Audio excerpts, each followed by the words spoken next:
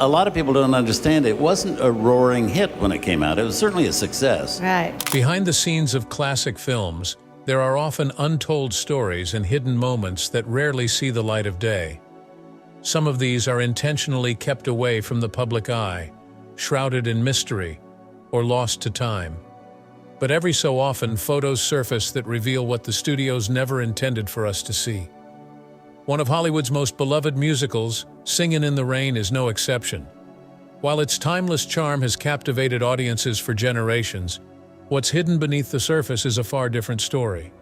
The iconic set of this film was filled with drama, unexpected chaos, and moments that MGM would rather have kept out of the spotlight. These rare photos, once buried in the archives, offer a glimpse into a side of the movie that may shock even the most devoted fans. Ready to uncover the secrets that MGM tried to erase? Let's dive into these incredible images. Real name of the movie: Singin' in the Rain remains one of the greatest musicals ever made, but not all of its history was meant to be remembered. Behind the scenes, the film faced significant challenges, including a budget of $2.5 million, which would be roughly $30 million today. The drama and chaos on set were not part of the polished, joyful film we know today. In fact, the original concept for the movie was quite different and was initially going to be titled Excess Baggage, starring Ann Miller.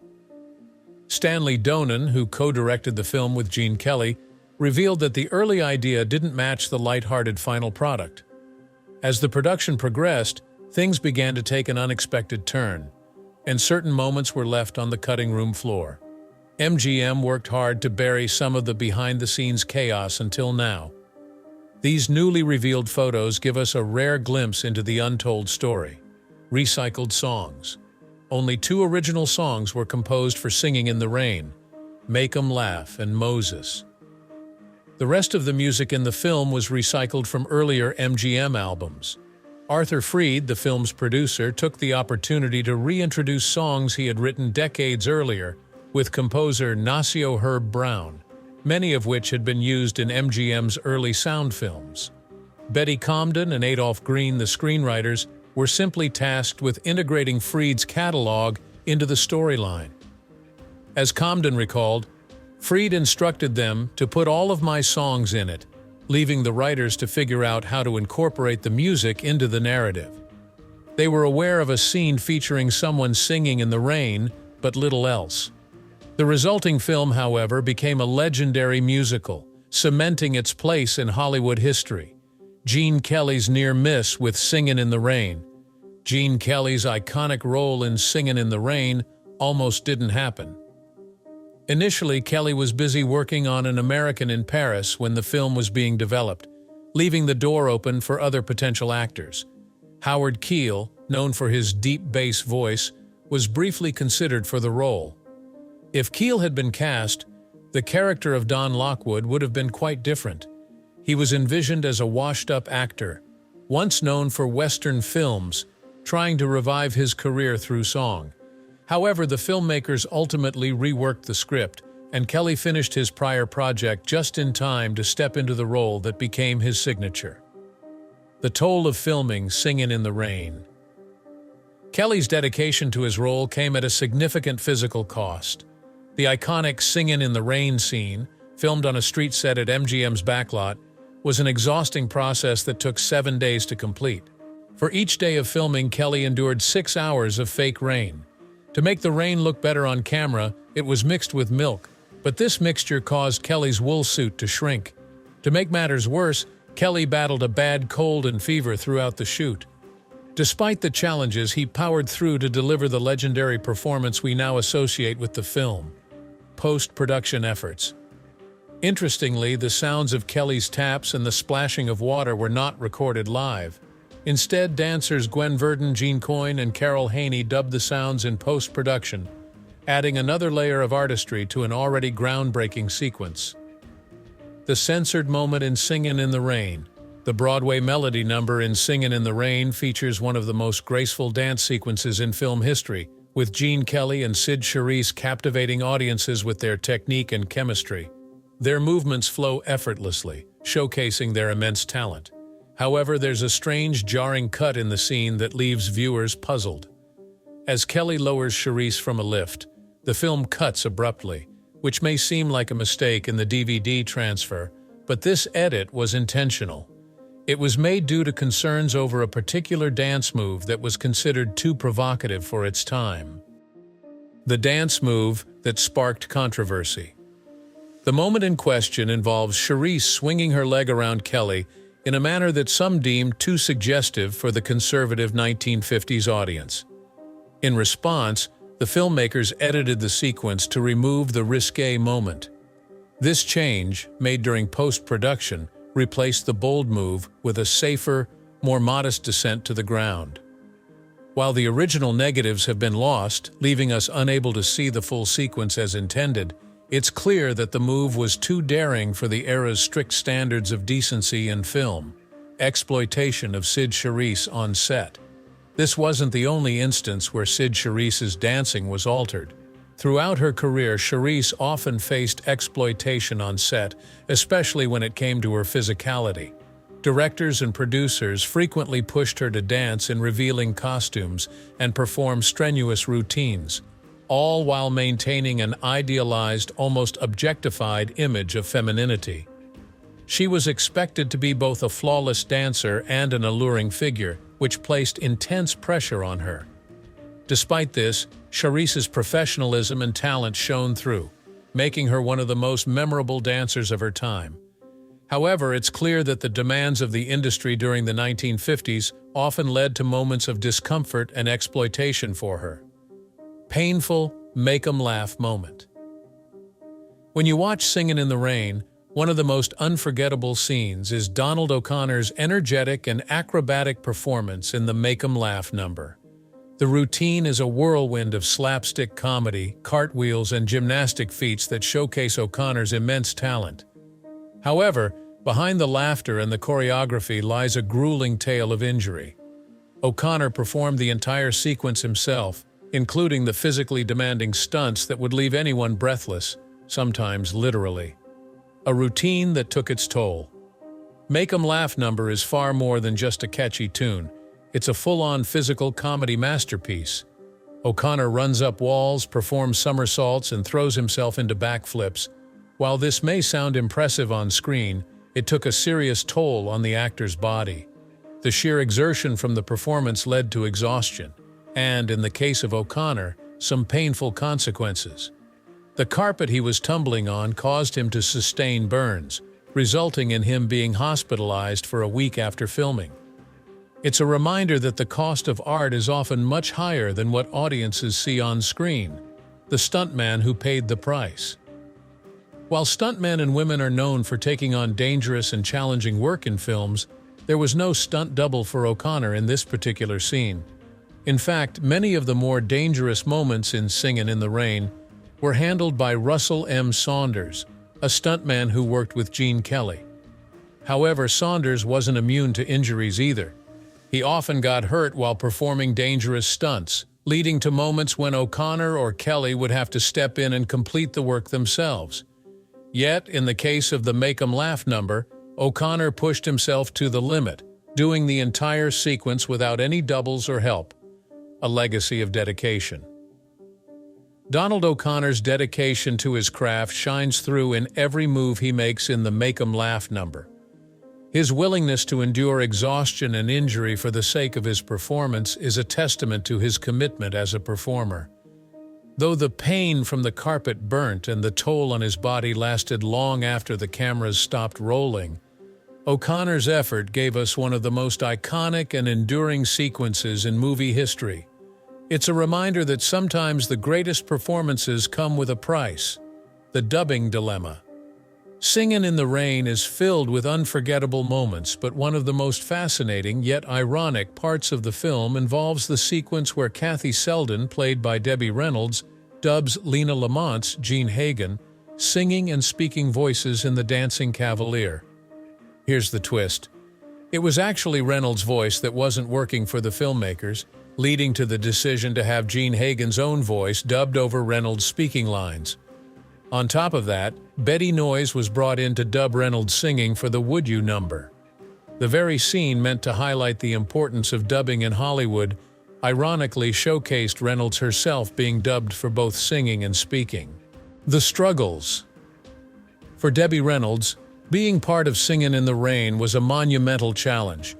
At just 19 years old, she wasn't a seasoned dancer like her co-stars Gene Kelly or Donald O'Connor, and she had to work incredibly hard to keep up. Imagine being thrust into a role that required perfect timing and technique while working alongside some of the greatest talents in Hollywood.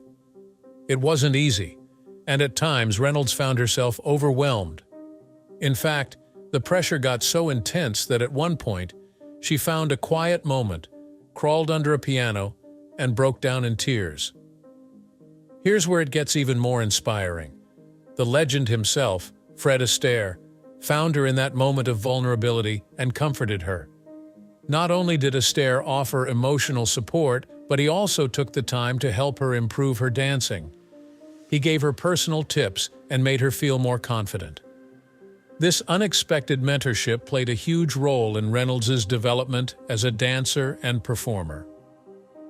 The price of perfection.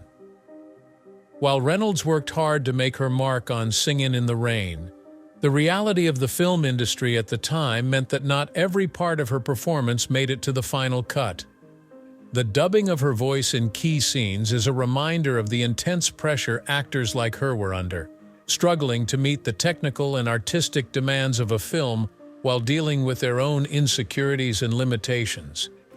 It wasn't the only time Reynolds would face challenges, but certainly marked a turning point in her career, showing the perseverance and dedication that would define her future. This behind-the-scenes story adds another layer of magic to Singin' in the Rain. It's not just a classic, it's a testament to the hard work, tears, and passion that went into making it. Now think about this. Would you have guessed that the one time the film talks about dubbing was actually because the star of the show was also dubbed? Let that sink in. So next time you watch Singin' in the Rain, remember the real magic happened not just on screen but behind the scenes too. What's your favorite behind-the-scenes story from Hollywood classics? Drop a comment below and let's chat. The plagiarism behind. Singin' in the Rain is widely regarded as one of the greatest musicals of all time. Its songs, choreography, and iconic performances have become ingrained in cinematic history. But here's a fun fact you might not know. One of its most famous numbers, Cosmo's Make 'Em Laugh, was built on a pretty controversial foundation. While most of the film's songs were carefully written to fit the movie's storyline, Make 'Em Laugh was a little more borrowed. The song that wasn't really original. The genius songwriting duo of Arthur Freed and Nacio Herb Brown, responsible for many of the film's beloved songs, had composed Make 'Em Laugh with the idea of crafting an original tune for Cosmo's big solo number. However, things didn't quite go according to plan. Directors Stanley Donen and Gene Kelly initially drew inspiration from Cole Porter's well-known song Be a Clown. The infectious melody, its upbeat tempo, and its whimsical message were too perfect to pass up, and they knew it would make for a memorable moment in the film. But when the final version of Make 'Em Laugh was created, many people, including Donen himself, started to realize the truth. It sounded a lot like Be a Clown. So much so, in fact, that Donen is reported to have said the song was 100% plagiarism. The similarities are striking. From the melody to the musical phrasing, it's clear that Make 'Em Laugh is not just inspired by Be a Clown, but rather a direct imitation of it. Even the playful, mischievous tone of both songs feels eerily familiar. It's one of the most memorable scenes in cinematic history, the moment Gene Kelly joyfully dances and sings Singin' in the Rain while spinning an umbrella, splashing through puddles and getting soaked by the rain. The scene radiates pure joy and enthusiasm, with Kelly's infectious smile lighting up the screen. But behind that upbeat performance was a surprising fact. Kelly filmed this iconic sequence while battling a 103 degrees Fahrenheit fever. A feverish performance. When you think about what you're supposed to do when you have a fever, the last thing that likely comes to mind is dancing in the rain. But that's exactly what Gene Kelly did. With a temperature hovering around 103 degrees Fahrenheit, Kelly was feeling anything but glorious in real life. However, his commitment to the scene and the movie pushed him to perform through the discomfort and illness. Despite his fever, he gave one of the most energetic and joyful performances of his career. Kelly's passion and dedication truly shine through, and you'd never guess that he was fighting off a fever during the entire sequence. Behind the scenes. Kelly didn't just perform the Singin' in the Rain sequence once and call it a day. He spent hours filming the scene over the course of 2 full days. To make matters more challenging, the rain was not natural.